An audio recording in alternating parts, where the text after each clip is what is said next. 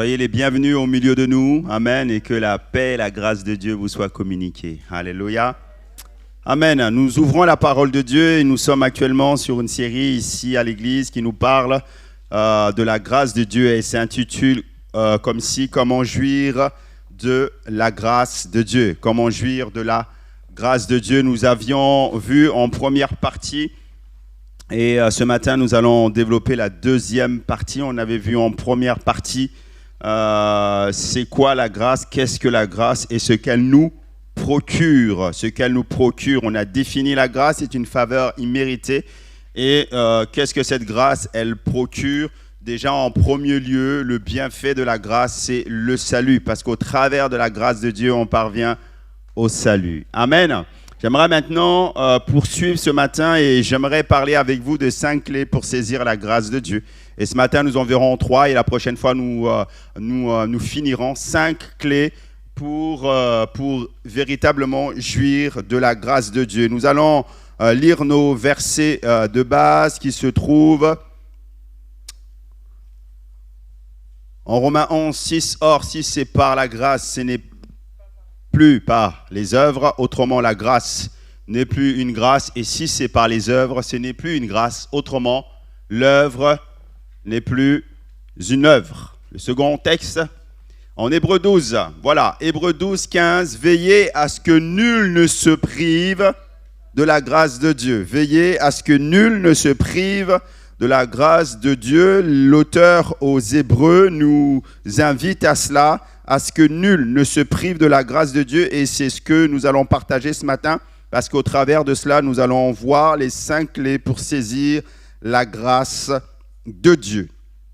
Amen. On a lu dans la Bible plus haut et dans notre dernière prédication ensemble que Dieu nous a accordé sa grâce.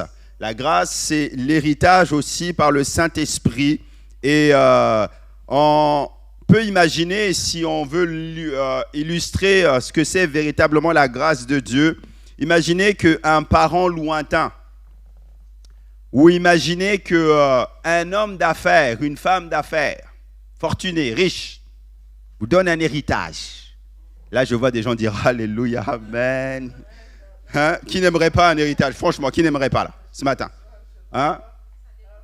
Patrick, il ne veut pas. Voilà, ça dépend. Mais là, on parle de quelqu'un qui est fortuné, d'un milliardaire. Imaginez, ok, qu'on vous donne un héritage. Il vous lègue tout ce qui lui appartient. Et le legs est disponible, il est là, mais qu'arrive-t-il et qu'arrivera-t-il si vous n'en prenez pas possession? Vous ne pourrez pas jouir justement de ce legs ou de cet héritage. Ça veut bien dire quoi? Ça veut bien dire que si nous voulons jouir de quelque chose, il faut à un moment donné le saisir, l'attraper, le prendre. C'est exactement la même chose d'un point de vue spirituel. Si tu veux jouir de la grâce de Dieu, il faut que tu la comprennes. Il faut que tu en prennes possession. Alléluia. Elle est là, elle est disponible. La grâce de Dieu, elle est disponible pour tous, mais très peu prennent possession de cette grâce. Certains disent, la grâce de Dieu, on verra. Quand je serai un peu plus grand, on verra. Dans 30 ans, on verra. Quand je serai un peu plus disponible, j'aurai un peu plus de temps. En réalité, on n'aura jamais le temps. Parce que plus on avance, plus on manque de temps. On verra. C'est disponible, mais tu n'en prends pas possession. C'est cela, la grâce de Dieu. Et on va parler maintenant de 5 clés pour saisir cette grâce. On a lu ensemble dans Hébreux 12, 15, « Veillez à ce que nul ne se prive de la grâce de Dieu. » Si Dieu met sa grâce à notre disposition, il est en réalité de notre responsabilité de la saisir, de la ramener dans notre vie ou dans notre héritage. Comment? En y répondant tout simplement. Et au travers des 5 clés que nous allons voir, nous allons comprendre comment on peut justement jouir de cette grâce, la saisir pour nous pleinement. Amen. Et la première clé, c'est celle-ci. Comment on peut jouir de la grâce de Dieu? La première clé, c'est celle-ci. Il faut être né de nouveau. Dites avec moi, être né de nouveau. Mais oui, si tu n'es pas né de nouveau, tu ne peux pas jouir de la grâce de Dieu. Maintenant, comprenez ce que je suis en train de dire. La grâce de Dieu, elle est disponible pour tous. Parce que Jésus, lorsqu'il est mort à la croix, il a payé pour tout le monde. Pour que vous et moi, nous puissions à un moment donné jouir de la grâce de Dieu. Et la grâce, c'est déjà le salut qui vient dans ta vie. Mais pour jouir de la faveur de Dieu, de toute la grâce de Dieu, de tous les bienfaits de Dieu, il faut que tu sois né de nouveau. Il faut être né de nouveau. Et c'est cela que nous devons comprendre. C'est quoi la nouvelle naissance? La nouvelle naissance, mes frères et sœurs, et tous ceux qui nous visitaient ce matin, la nouvelle naissance, c'est en réalité une régénération intérieure. La nouvelle naissance, c'est l'opération, l'action du Saint-Esprit en nous qui fait de nous une nouvelle création.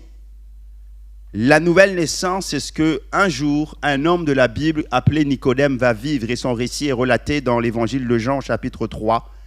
C'est un docteur de la loi qui vient voir Jésus de nuit et qui lui dit, dans la conversation, « Rabbi, je sais que tu es un docteur, tu es un maître. » Et alors qu'il parle, Jésus va le dire, en vérité, je te le dis, à moins de naître de nouveau, personne ne peut voir le royaume de Dieu.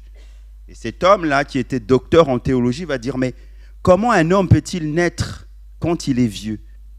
Peut-il une seconde fois entrer dans le sein de sa mère et naître à nouveau? Jésus lui dit, non, en vérité, je te le dis, à moins de naître d'eau et d'esprit, nous ne pouvons entrer dans le royaume de Dieu.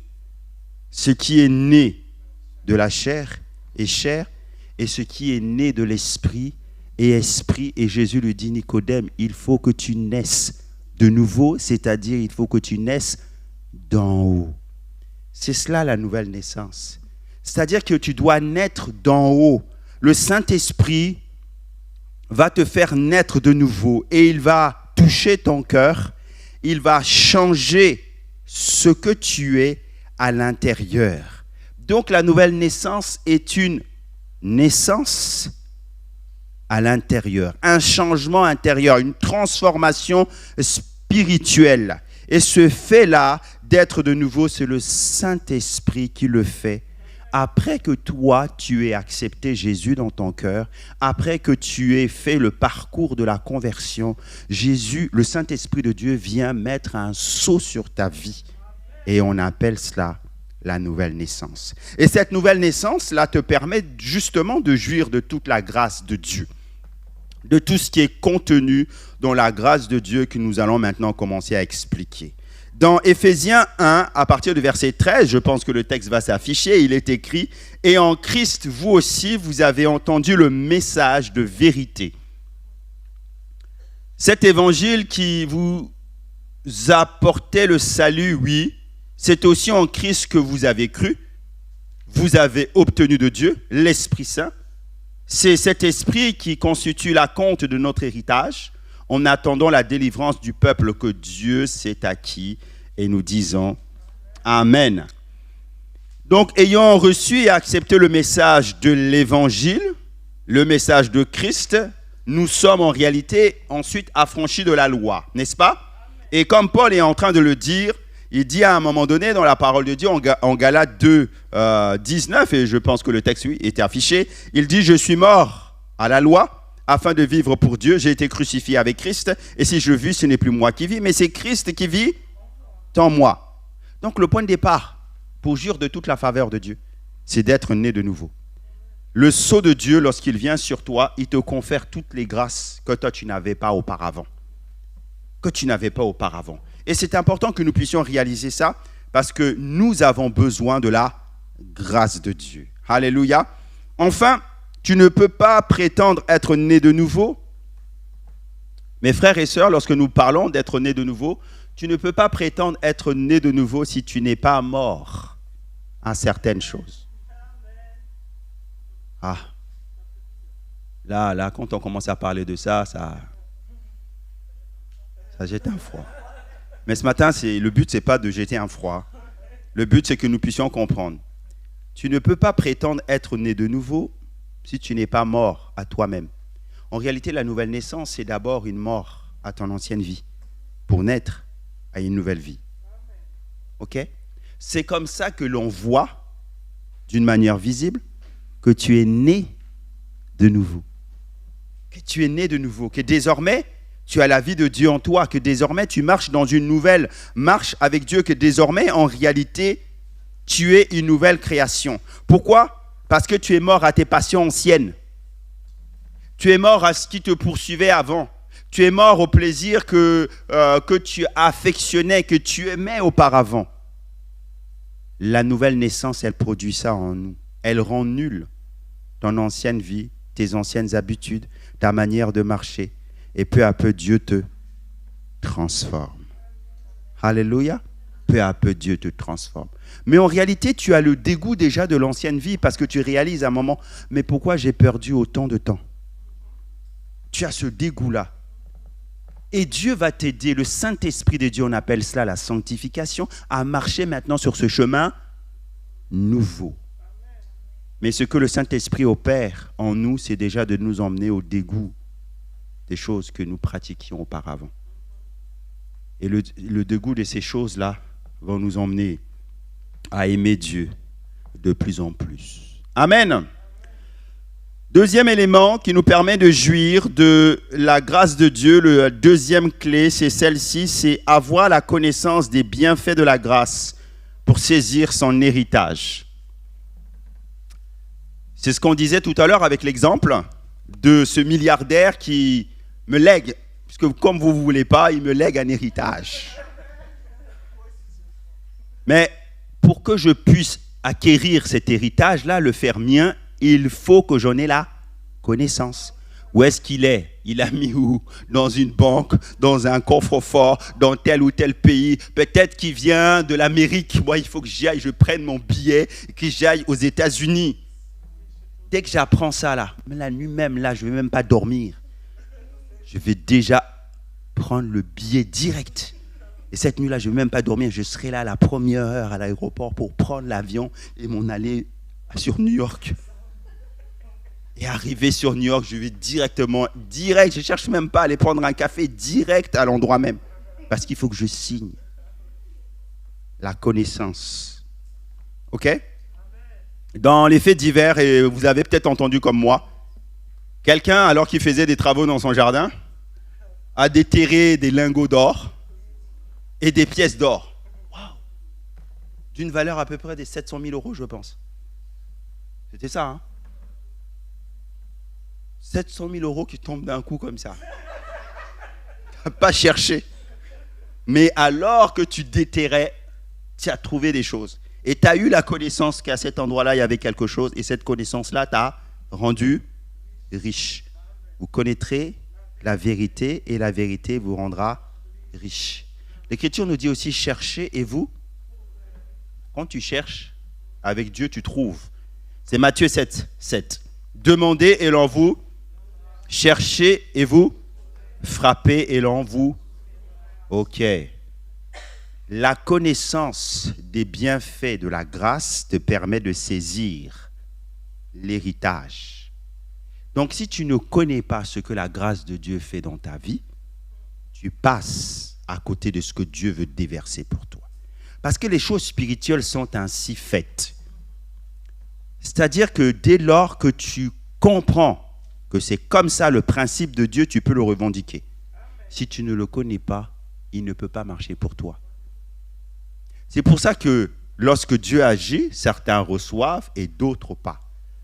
Pour la simple raison que lorsque ton cœur est ouvert et que tu saisis, ça agit dans ta vie. Et quand ton cœur est fermé et que tu ne saisis pas, la grâce de Dieu ne peut pas t'emmener beaucoup plus loin. C'est pour ça que déjà le premier préambule pour jouir de cette grâce, c'est être né de nouveau. Parce que le païen qui est loin de Dieu n'a pas cette connaissance. Or, Dieu ne donne pas les perles aux... Ok. Il ne donne pas les perles aux pourceaux. Il faut que tu aies la connaissance de qui il est pour que sa grâce de Dieu agisse en lui. Je vous donne un autre exemple. Lorsque Jésus était sur terre, lorsqu'il marchait dans les rues de la Palestine, il voyait des mendiants, il voyait des paralytiques, il voyait toutes sortes de personnes. Lorsqu'il les rencontrait, il est celui qui est capable de répondre à leurs besoins. Mais est-ce qu'il les guérissait tous? Non. La preuve en est que celui qui était assis à la porte de la Belle, il était là, à la porte du temple. Oui, c'est le porte de la Belle, la Belle porte. Et il était là pendant tout le ministère, de 3 ans de ministère de Jésus. Jésus passait à chaque fois. Et même quand il avait 12 ans en quitté dans le temple, il passait. Jamais il a été guéri. Parce qu'il n'avait pas la connaissance. Mais lorsque Pierre et Jean vont passer et qu'ils vont le regarder, et à ce moment-là, quelque chose va se passer dans le regard. Ils vont dire, je n'ai ni or ni argent, mais ce que j'ai, je te le donne dans le nom de Jésus. Et ça sera sa guérison. Une autre fois, lorsque Jésus rencontrait les personnes, il leur demandait toujours. Ils étaient pourtant aveugles, ils venaient avec lui, peut-être devant lui en boitant. Le besoin était évident, il était criant, ils avaient besoin d'une guérison à la jambe. Mais Jésus demande, que veux-tu que je fasse pour toi? Si je ne t'amène pas la connaissance, tu ne peux pas être guéri. Tu ne peux pas recevoir la grâce de Dieu, mes frères et sœurs. Nous avons besoin de réaliser cela.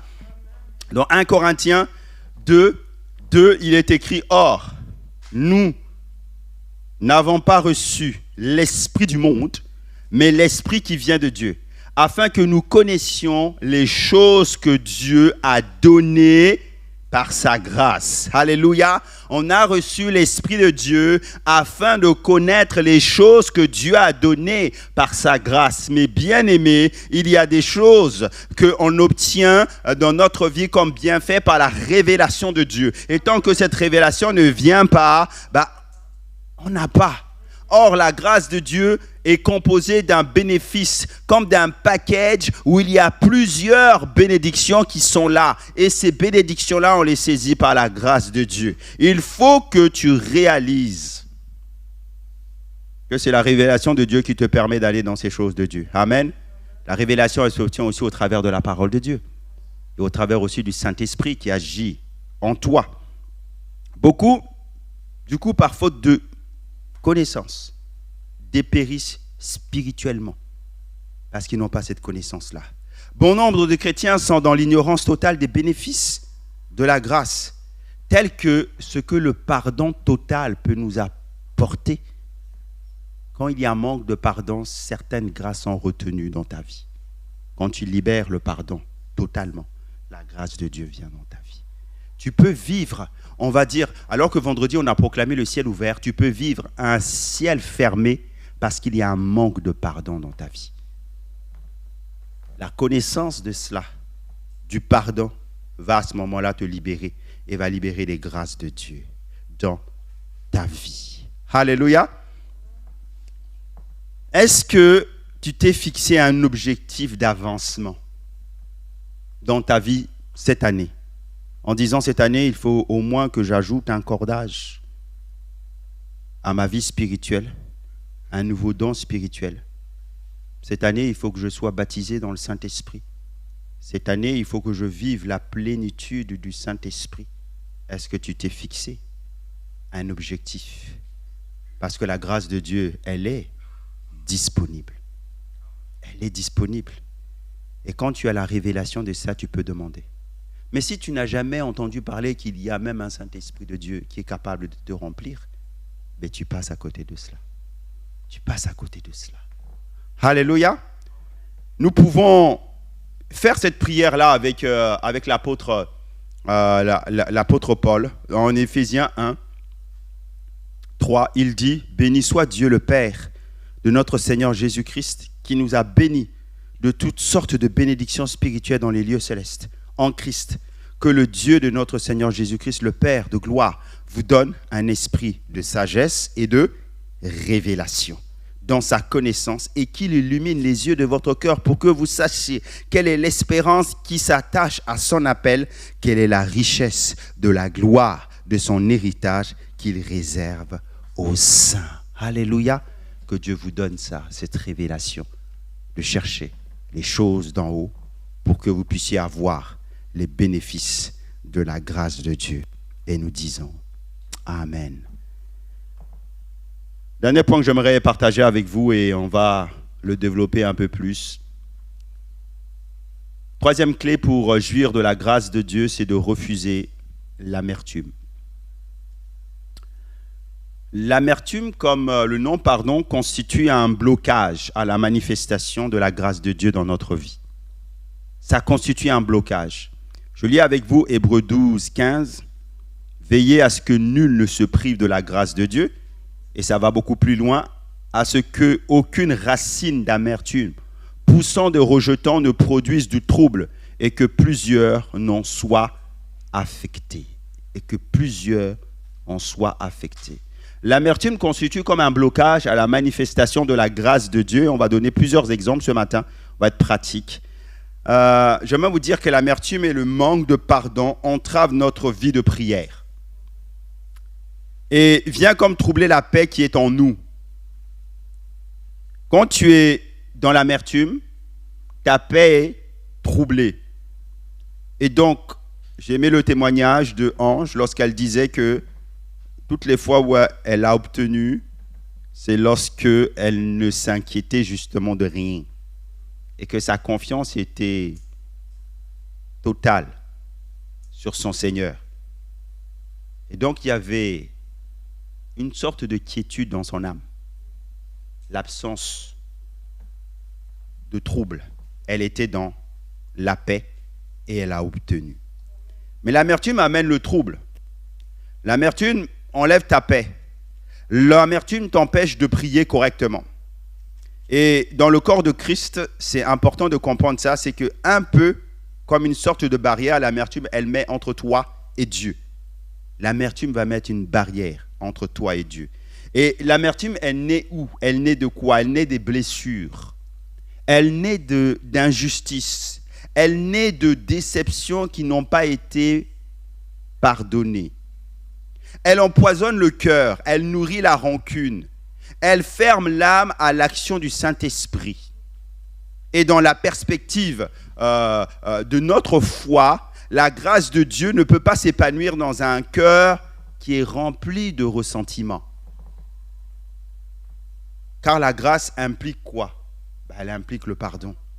Elle implique quoi? La réconciliation. Elle implique quoi? La paix.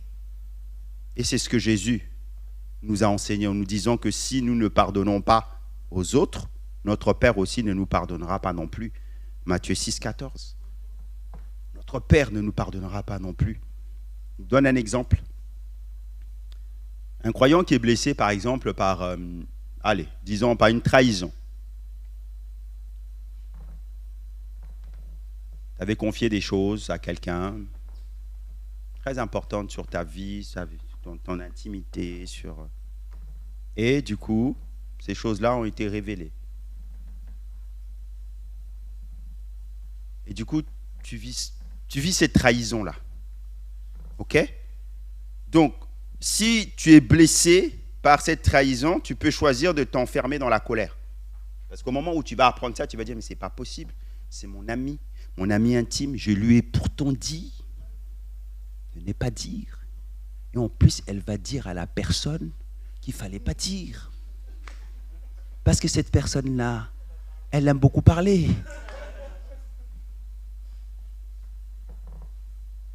Maintenant, tu peux choisir, de t'enfermer dans la colère. Et quand tu t'enfermes dans la colère, ce choix-là, en réalité, il va te priver de la paix intérieure. Automatiquement. Donc de joie et de sensibilité spirituelle au Saint-Esprit. Parce que le Saint-Esprit, il est très sensible. Je ne sais pas si vous avez remarqué.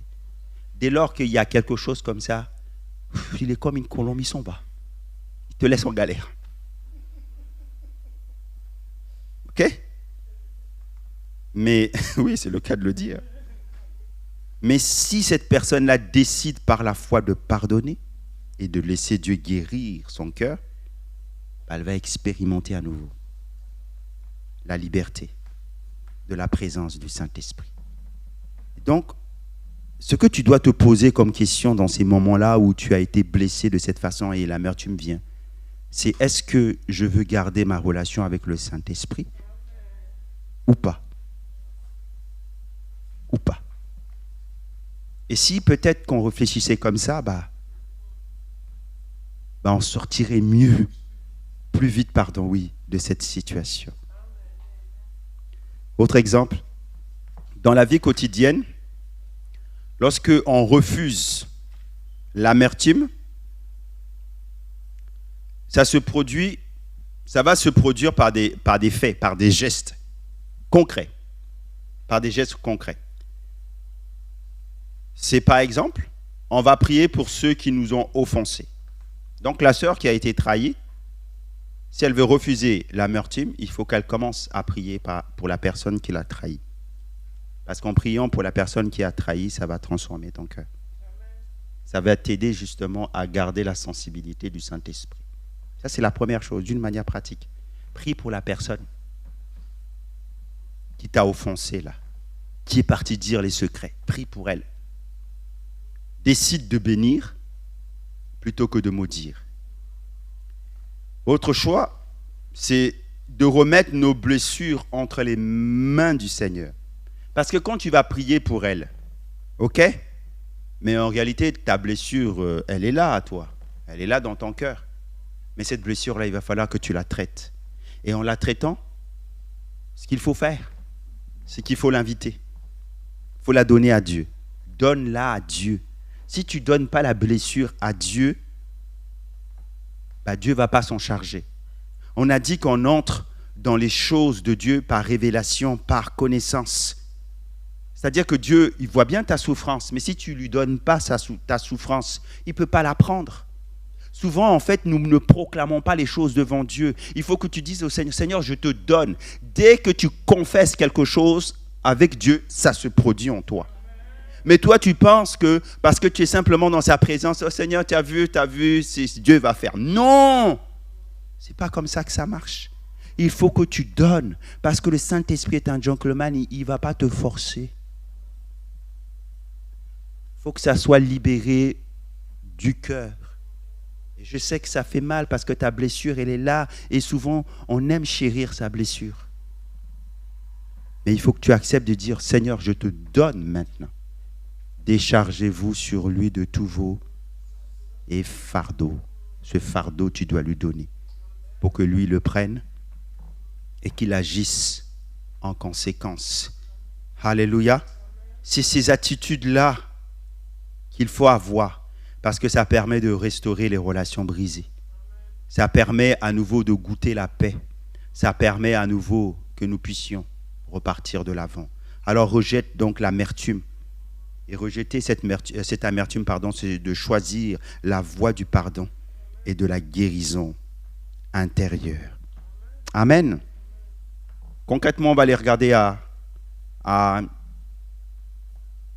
une application spirituelle dans la parole de Dieu, des eaux de Mara. Le texte se situe dans Exode 15, 22, il va s'afficher. Nous allons le lire et nous allons expliquer. Comment le fait de refuser l'amertume peut nous emmener justement à saisir automatiquement la grâce de Dieu. Moïse fit partir Israël de la mer Rouge, ils prirent la direction du désert de Shur et après 3 journées de marche dans le désert, ils ne trouvèrent point d'eau. Ils arrivèrent à Mara, qui signifie amertume. Ok, le lieu est lui-même, il est prophétique. Dès que tu arrives là, fais attention. Et je dis ça pourquoi? Parce que souvent, quand vous partez dans certains lieux, il y a des lieux où il y a une histoire. Et sur ces lieux-là, comme il y a eu une histoire, c'est chargé spirituellement. Et il faut prendre conscience de cela. Ok? On avait déjà parlé de Jéricho. Jéricho, il y avait eu une malédiction.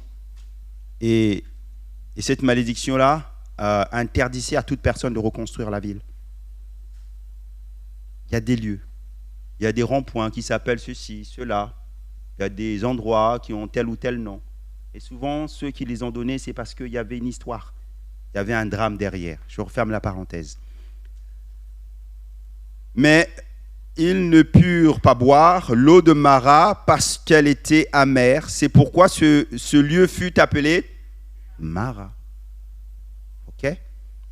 Le peuple murmura contre Moïse en disant: que boirons-nous? Moïse cria à l'Éternel. L'Éternel lui indiqua un bois qu'il jeta dans l'eau et l'eau devint douce. Ce fut là que l'Éternel donna au peuple des lois et des ordonnances, et ce fut là qu'il le mit à l'épreuve. Il dit: si tu écoutes attentivement la voix de l'Éternel ton Dieu, et si tu fais ce qui est droit à ses yeux, si tu prêtes l'oreille à ses commandements, si tu observes toutes ses lois, je ne te frapperai d'aucune des maladies dont j'ai frappé les Égyptiens, car je suis l'Éternel qui te guérit.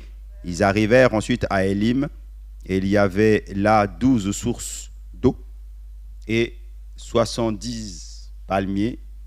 Ils campèrent là près de l'eau, et nous disons Amen. Dans le contexte, le passage en réalité des eaux de Mara illustre puissamment la manière dont Dieu transforme l'amertume en bénédiction. C'est la manière dont Dieu transforme notre amertume en bénédiction. Et on a vu que cette amertume-là, elle a plusieurs causes. Il y a des frustrations derrière, il y a plein de choses. Il y a des fois même la jalousie. Lorsque le croyant met sa confiance en Dieu, Dieu transforme l'amertume en bénédiction.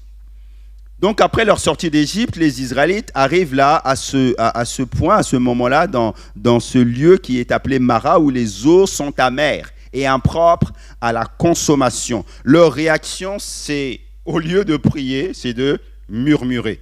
Et ça révèle là, en réalité, encore une sorte d'immaturité. Lorsque nous vivons certaines situations, au lieu de pleurer, au lieu de se plaindre, commençons à prier. Moïse, guidé par Dieu, va jeter dans l'eau un morceau de bâton, et celui-ci, cette eau-là, va devenir douce. Et il y a là un symbole spirituel très fort. Parce que Dieu est capable de changer les circonstances amères de notre vie en occasion de grâce. Dieu est capable de changer ton amertume en grâce. De l'amertume peut naître quelque chose de doux. L'amertume, elle va amener quoi? Elle va amener de la colère en toi et tu vas avoir des paroles mauvaises. Mais Dieu est capable de changer cette amertume-là pour que des paroles douces sortent de ta bouche. Alléluia. La première chose que l'on voit dans cette application spirituelle aux eaux de Mara, c'est celle-ci, c'est que notre foi, elle est vivante au milieu des épreuves. Les eaux amères représentent les moments difficiles. Quand ils arrivent là aux eaux amères, là, ça représente ça. Ces moments difficiles, c'est quoi? C'est la déception, c'est la souffrance, c'est les injustices, c'est le découragement. Ils ont fait des kilomètres et des kilomètres, ils arrivent là, ils sont déçus de ne pas trouver une eau propre. Tu ne sais pas, toi, si tu es dans le désert, là. Tu as une attente, c'est boire. Je ne sais pas si ça vous est déjà arrivé. Vous êtes sur la route et tu t'attends au prochain air d'avoir un restaurant ou quelque chose. Tu n'as pas d'eau, tu n'avais pas prévu des trucs. Mais tu arrives. Il n'y a rien. Tu as marché. Tu vois, il n'y a rien. Et là, presque, tu as les larmes aux yeux. Là, tu as la colère qui monte, tu as envie de frapper les gens qui passent. Mais c'est exactement la même chose que le peuple va vivre là, à ce moment-là. Ils vont dire, mais il n'y a pas d'eau là, on veut mourir là. Déception, souffrance, injustice, découragement. C'est des choses qui viennent comme te couper l'herbe sous le pied. Tu n'as plus envie d'avancer. C'est ce qu'Israël va vivre. Et j'aimerais vous dire que même dans ces moments-là, notre foi, tout ce qu'il y a en nous de plus vertueux, prend un coup. Là. Ça prend un coup. Et les gens se mettent à murmurer. Les gens se mettent à plaindre. Et quand tu te mets à plaindre, en réalité, qu'est-ce que tu fais? Tu es en train de remettre en cause la bonté de Dieu. Tu dis que Dieu, t'es pas bon. Tu es méchant. Pourquoi tu as fait ça? Pourquoi je suis passé par là? Saint-Esprit, tu aurais pu me dire de prendre un autre chemin. Le Saint-Esprit t'a laissé. Et là, tu remets en doute la bonté de Dieu. Pourtant, Dieu nous invite dans chaque situation à d'abord le considérer parce que la grâce de Dieu fait que l'amertume peut se transformer en douceur. En douceur. Parce que tu peux voir quelqu'un à la station là venir pour voir à tes besoins si tu avais levé les yeux. Tu peux voir le clin d'œil de Dieu dans la situation difficile là se manifester si seulement tu avais changé d'attitude. Mais ça, je sais que ce que nous sommes en train de partager là, humainement parlant, c'est pas nous ça. La nature humaine, elle a trop tendance à se plaindre.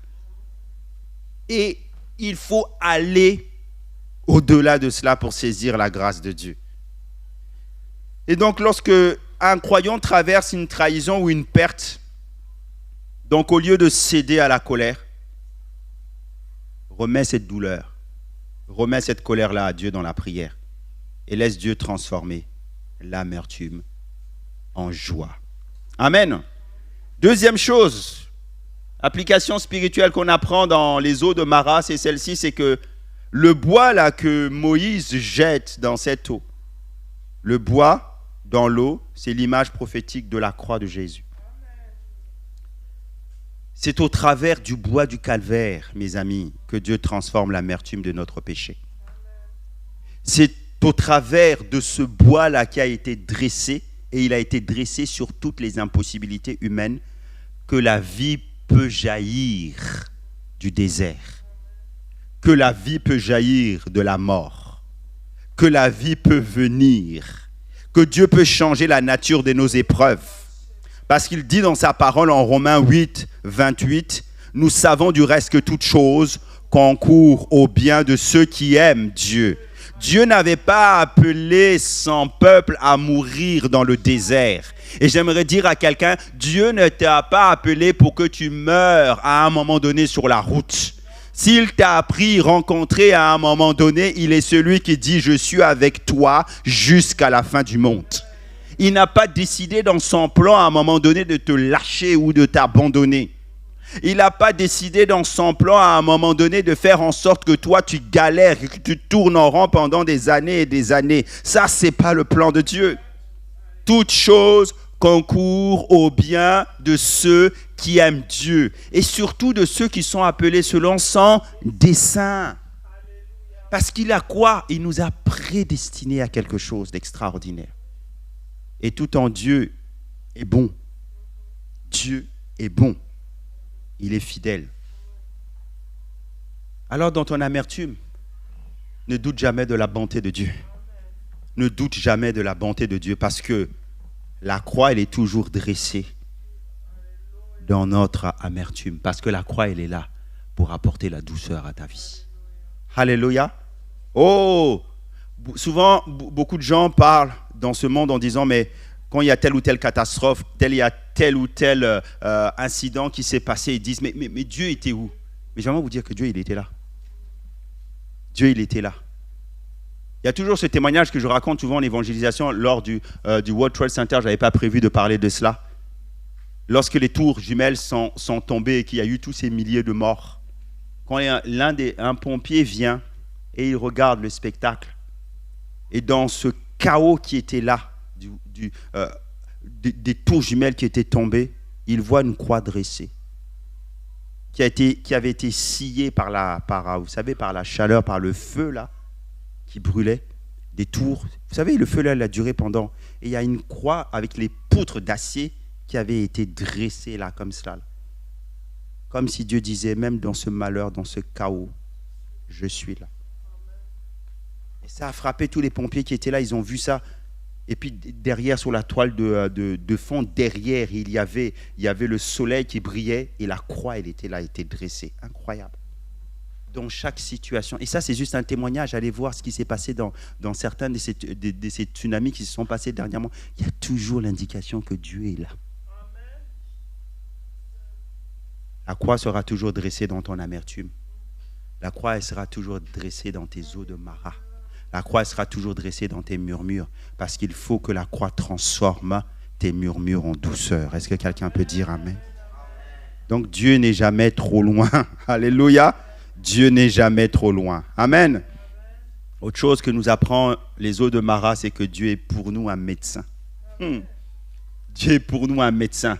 À Mara, en réalité, Dieu révèle qu'il est celui qui est l'Éternel qui guérit.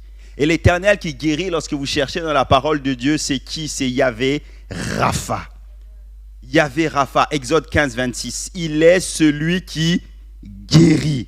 Et là, Israël va comprendre, va apprendre une autre révélation de Dieu, c'est que Dieu a la capacité de guérir. Et ça souligne que la guérison spirituelle et même la guérison physique découle d'une relation que nous avons, une relation vivante que nous pouvons avoir avec notre Dieu. Notre Dieu. Et lorsque nous obéissons à la parole de Dieu, nous pouvons expérimenter ça.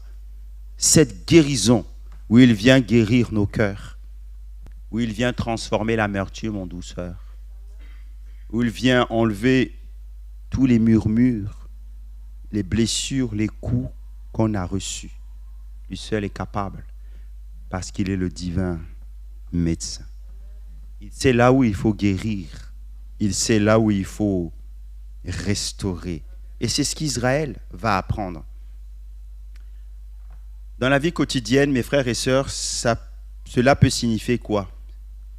Cela peut signifier que pardonner à quelqu'un, abandonner une rancune, croire dans la guérison intérieure après une blessure émotionnelle, c'est possible avec l'aide de Dieu. Que là où il y avait amertume, Dieu sait faire couler des eaux douces. Si les eaux amères étaient là, Dieu peut à nouveau redonner la joie. Il peut à nouveau redonner le sourire. Et c'est ce que cette histoire nous apprend. Parce que quand Israël va vivre la douceur de l'eau, tout de suite, ils vont se remettre à jouir de la grâce de Dieu et à sourire. Et à comprendre en fait que Dieu n'était pas celui qui les avait emmenés là pour qu'ils meurent. Souvent, on pense tellement à des choses lorsqu'on est dans des difficultés.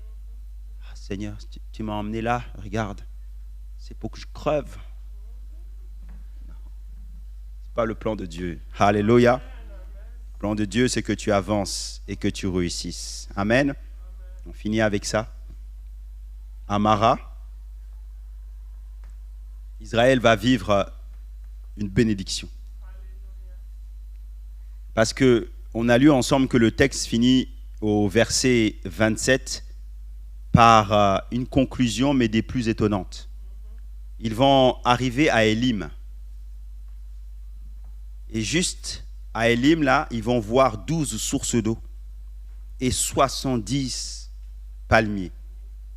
Alors, on ne va pas rentrer dans les chiffres parce que les chiffres sont importants dans ce texte-là, mais j'aimerais simplement illustrer le fait que les épreuves sont temporaires.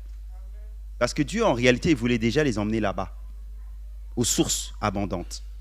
Mais ils vont faire un détour à Mara. Parce que Dieu voulait les guérir de leur amertume.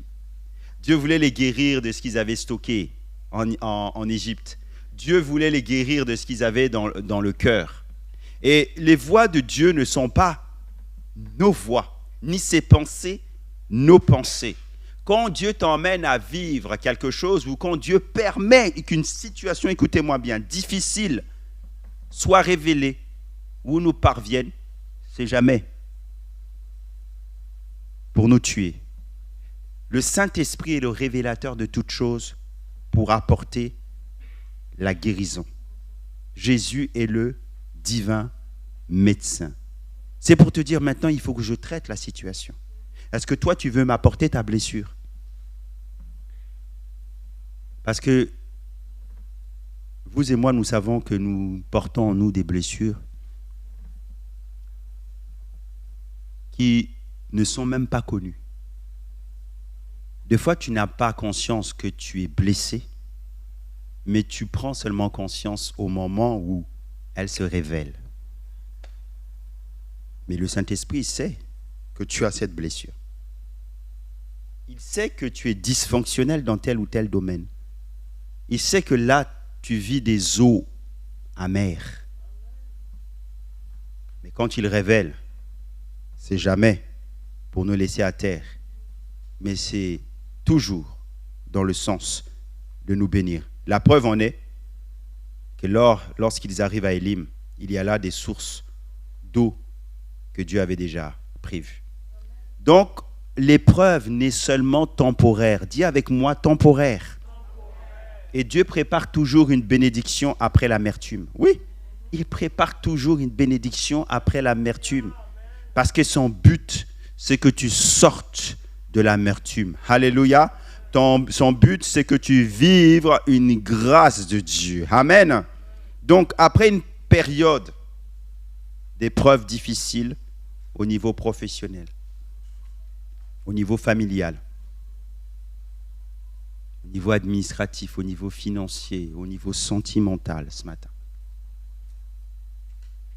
Dieu prépare toujours la bénédiction pour que la stabilité, la paix et la croissance spirituelle s'obtiennent, viennent dans ta vie. On a connu ça, mon épouse et moi, suite au décès de nos enfants. Après une période des eaux amères, après la période des eaux maras, Dieu prépare toujours le chemin pour que tu sois beaucoup plus grand, pour qu'en réalité tu ne puisses plus être arrêté ou pleurer. Parce que Dieu, en fait, il a son plan. Pour que désormais tu puisses affronter tes situations de vie avec vraiment la confiance en lui. Souvent, dans bien de nos difficultés et épreuves, ce que Dieu veut nous montrer, c'est que, en réalité, nous les abordons avec nos forces à nous. Et des fois, le révélateur de Dieu vient mettre ça, pointer ça du doigt en disant que jusqu'à présent, en fait, tu as combattu avec tes propres forces et tu t'es épuisé. C'est pour ça que tu es maintenant dans ces eaux amères. Mais maintenant, comme Jacob, je veux que tu changes ta marche. Je veux que maintenant tu considères que les eaux douces peuvent se manifester dans ta vie. Que je peux être le pourvoyeur. Et quand on sort de ce type d'épreuve, dans l'épreuve là, on vit quelque chose d'exceptionnel. C'est pour ça que c'est important de prier pour notre sœur Geneviève. On vit quelque chose d'exceptionnel. Parce que quand le peuple de Dieu prie et quand Dieu agit en toi alors que tu es au plus bas, il y a une force qui te porte. Et cette force-là, elle est surnaturelle. Tu fais des choses pas avec tes forces à toi, mais avec la force de Dieu. Et c'est ça que Dieu veut créer après l'épreuve. Les sources d'eau et ces palmiers-là, elles représentent ça. La grâce surnaturelle de Dieu dans le désert. Et c'est ça que Dieu veut communiquer à nos vies. Ni par force, ni par puissance, mais par désormais mon esprit. Est-ce qu'on peut dire amen à cela? Je vous invite à incliner vos fronts et nous allons prier ensemble. Alléluia. Yes, Lord. Yes, Lord. Alors que les yeux sont baissés, j'aimerais, dans un premier lieu, offrir à quelqu'un ce matin l'opportunité d'accéder à la grâce de Dieu, d'entrer dans le périmètre de la grâce pour vivre ensuite les grâces qu'il y a en Dieu. Et j'aimerais faire un appel à la conversion ce matin. Peut-être se trouve-t-il au milieu de nous quelqu'un qui n'a jamais accueilli Jésus dans son cœur, qui n'a jamais accepté le Christ comme son sauveur personnel. Et le Seigneur, au travers de cela, te parle. Et Dieu est en train de dire qu'il y a mieux que ce que tu vis actuellement. Ça s'appelle la grâce de Dieu. Et le point de départ à la grâce de Dieu, c'est la conversion, c'est la nouvelle naissance. Et la nouvelle naissance, c'est très simple. C'est déjà, premièrement, de faire le pas de donner son cœur à Jésus. La parole de Dieu nous dit, si tu confesses de ta bouche, Romains 10, 9, le Seigneur Jésus, si tu crois que Dieu l'a ressuscité des morts, alors tu seras sauvé. Ce matin, Dieu t'offre déjà le salut qui est contenu dans la grâce de Dieu. Y a-t-il quelqu'un ce matin qui veut donner son cœur à Jésus, qui veut accueillir Jésus, la grâce de Dieu dans son cœur? Levez votre main simplement là où vous êtes et nous allons faire cette prière de repentance avec vous. Y a-t-il quelqu'un ce matin? Alléluia. Sois pas timide. Si tu as besoin d'expérimenter cette grâce, lève la main là où tu es. Nous allons prier pour toi. Jésus.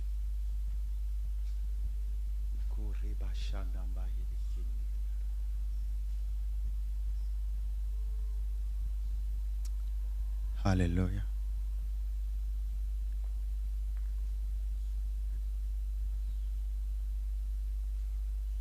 Ce matin, je vais aussi prier pour tout le peuple de Dieu.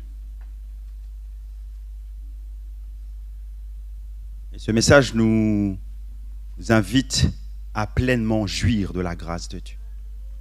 Et on a parlé des obstacles qui peuvent nous empêcher de jouir de cette grâce. Refuser l'amertume, ne pas libérer le pardon.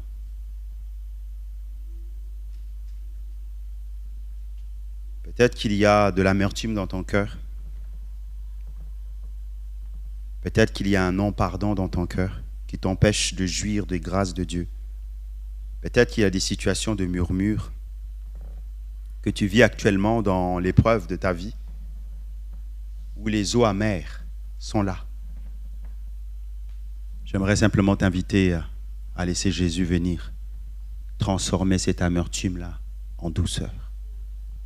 Peut-être qu'il y a des incompréhensions, je parle particulièrement à une personne qui vit une sorte d'incompréhension par rapport à Dieu. Tu en veux à Dieu. Tu en veux à Dieu parce que quand tu viens auprès de lui, le ciel est fermé. Tu penses que le ciel est fermé et tu ne vois pas la réalité. Et tu es là, tu en veux à Dieu. Parce que tu vois les autres avancer et pas toi. Tu es toujours dans la même situation. C'est parce que jusqu'à présent, tu as lutté avec tes propres forces. Et Dieu t'a laissé. Ce matin, il te dit simplement, je suis celui qui est capable de faire lever la croix dans ton amertume. Arrête d'être amer. Laisse le Saint-Esprit de Dieu transformer l'amertume en douceur. Et pour toutes ces personnes-là que nous voulons prier ce matin, et j'aimerais les inviter à vous lever, à faire le pas. Regardez à vos cœurs. Je parle aussi à une personne qui a été blessée et qui a été trahie. Et tu te sens trahi ce matin. À travers de ce message, Dieu te parle. Parce que la grâce de Dieu va venir sur toi. Ne passe pas à côté de l'occasion de saisir la grâce de Dieu ce matin.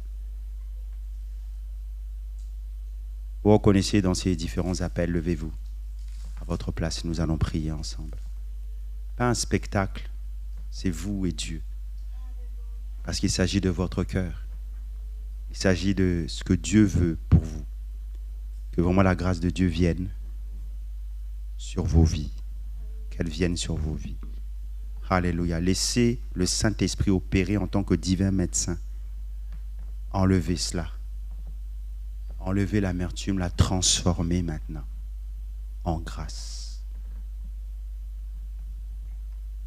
Grâce sur grâce, tu as tout donné.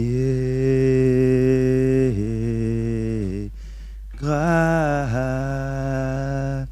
sur grâce, tu as tout offert. Nous disons grâce, grâce sur grâce, tu as tout offert. Grâce sur grâce, tu as tout offert. On va prier ensemble et j'aimerais vous inviter vraiment à regarder comme Israël à la croix qui se dresse maintenant. C'est Jésus qui a tout fait pour toi. Il est le divin médecin. Et il te dit, au travers de ma bouche, que veux-tu que je fasse pour toi? Apporte-lui simplement cette blessure. Apporte-lui ces murmures. Apporte-lui cette trahison. Apporte-lui la blessure émotionnelle qu'il y a au plus profond de ton cœur. Apporte-lui cette frustration, cette déception. Apporte-lui et refuse ce matin l'amertume. Refuse ce matin de te trouver dans ces situations qu'on a partagées ensemble. Parce que le Seigneur est celui qui est capable de transformer l'amertume en douceur. Seigneur, je prie maintenant pour tous ceux, Seigneur, qui se sont levés et qui ont répondu, Seigneur, à cet appel. Quel que soit l'endroit où ils sont, Seigneur, ta grâce maintenant les localise. Seigneur, je prie vraiment pour que des eaux amères, tu puisses maintenant faire dans leur vie une source d'eau vive. Que là où, Seigneur mon Dieu, il y a un manque de pardon, tu puisses accorder la force nécessaire pour libérer le pardon. Et je déclare que le ciel qui était fermé maintenant s'ouvre à nouveau au-dessus de leur tête dans le nom de Jésus. Que là où, Seigneur mon Dieu, certaines choses, rivalités ou frustrations, Seigneur, ont miné leur vie émotionnelle, leur vie, Seigneur mon Dieu, avec Dieu, leur qualité avec toi, leur qualité d'intimité avec toi dans le nom de Jésus. Je prie maintenant pour qu'un feu nouveau maintenant s'allume au nom de Jésus. Seigneur, viens guérir les cœurs. Viens guérir, Seigneur, les situations de blessure, de déception. Seigneur, je prie particulièrement maintenant, Seigneur, pour cette personne, Seigneur, qui est quelque part en guerre contre toi, Seigneur, mon Dieu, parce qu'elle voit, Seigneur, mon Dieu, dans son amertume, que la bonté de Dieu n'existe pas, Seigneur, pour elle. C'est ça qu'elle a dit. La bonté de Dieu n'existe pas pour elle. Seigneur, je prie, Seigneur, mon Dieu, pour que tu lui montres véritablement ta bonté. Que tu es celui, ô Dieu, lorsque nous décidons, Seigneur, de refuser l'amertume, de refuser les murmures, de refuser les plaintes. Tu es celui qui ouvre un chemin nouveau. Seigneur, je prie maintenant pour que ce chemin nouveau s'ouvre maintenant dans le nom de Jésus. Je prie maintenant pour que ce chemin nouveau s'ouvre littéralement dans le nom de Jésus. Tel un divin médecin, Saint-Esprit, guérit maintenant. Guéris les cœurs brisés. Guéris, Seigneur, mon Dieu, ceux qui souffrent avec leurs blessures parce qu'ils te remettent maintenant leurs blessures. Et toi, tu as la capacité de créer quelque chose de nouveau en elle. Parce que, Seigneur, ton plan originel, c'est qu'il ne tombe pas dans le désert. C'est qu'il ne tombe pas dans l'oubli. Mais au contraire, que ta grâce puisse abonder littéralement dans leur vie. Ainsi, Seigneur, nous prions, nous proclamons que cette parole qui est lancée ne retourne pas à toi, Jésus, sans avoir fait son effet dans les cœurs maintenant. Seigneur, tu donnes, Seigneur, guérison à un cœur blessé. Tu restaures, Seigneur, mon Dieu, ceux qui ont été trahis et tu apportes, Seigneur, ta consolation qui va au-delà de toute forme de consolation. Dans le nom de Jésus. Merci pour le miracle qui prend place maintenant. Au nom de Jésus. Sur grâce, tu as tout fait. Disons grâce. Alléluia. Sur grâce. Ah oui, le Saint-Esprit aussi parle et révèle qu'il y a une personne qui ne se pardonne pas en fait. Au-delà du fait que il y a une personne qui est en colère contre Dieu et ça a été dit, mais tu n'arrives pas à te pardonner à toi-même l'erreur que tu as posée, l'acte que tu as posé. Et le Saint-Esprit te dit de juste venir et te repentir. La grâce de Dieu est là pour que tu puisses être libéré, que tu puisses repartir de nouveau. Il faut plaider les mérites de la grâce, les mérites du sang de Jésus et pleinement être libéré. Pardonne-toi à toi-même si Dieu t'a pardonné. Amen. Alléluia. Touche, Seigneur, cette personne afin qu'elle se pardonne à elle-même et qu'elle comprenne, Seigneur, qu'en délaissant les eaux de Mara, tu es celui qui se charge de sa souffrance. Au nom de Jésus. Amen. Amen. Alléluia. Est-ce qu'on peut acclamer le Seigneur?